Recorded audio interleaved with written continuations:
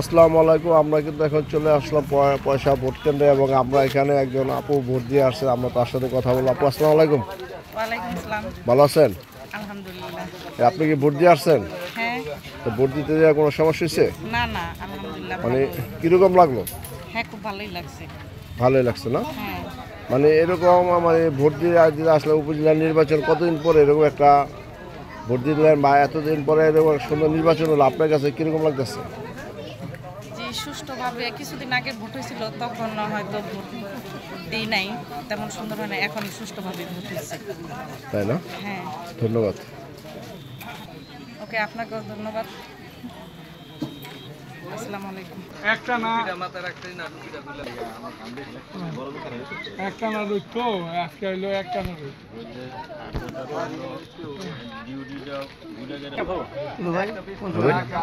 এর তো বেশি গুলো নেই ভাই।